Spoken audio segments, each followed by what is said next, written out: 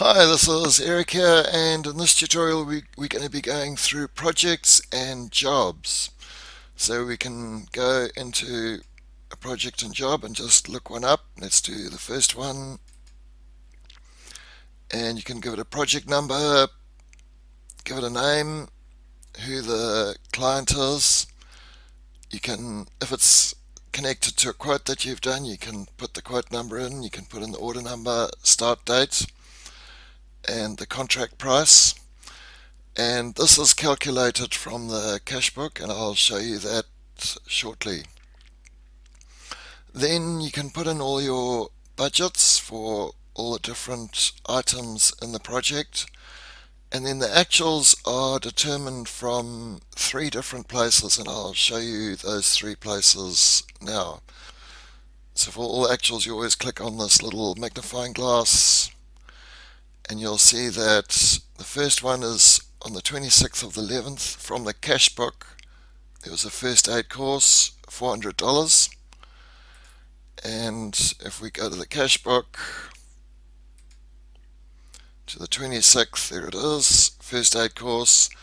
And you'll see down here that it's allocated to the project we're looking at and to that project item.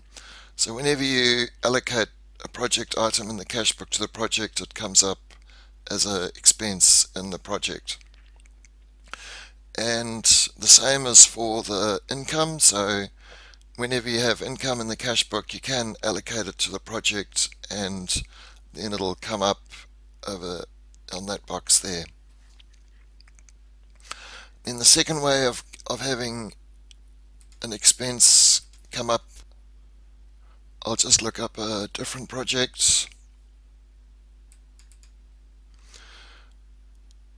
Over here we've got a timesheet on the 17th of the 12th and expense on the 20th of the 12th for blueprint verification. So let's just have a look at that.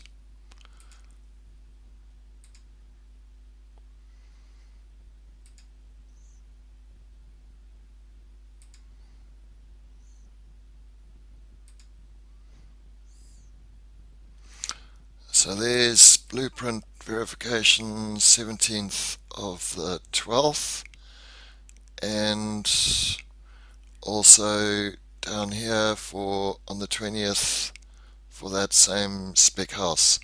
So that's the three different ways of having expenses come into a project or to display in the project.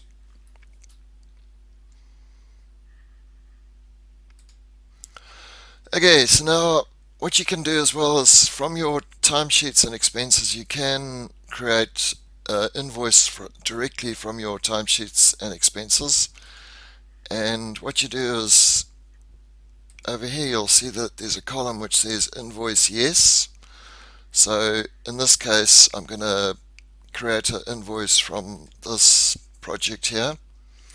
So if you go invoicing, create invoice from timesheets, and I'll do it for roof repairs. Are you sure? And now it's created the invoice.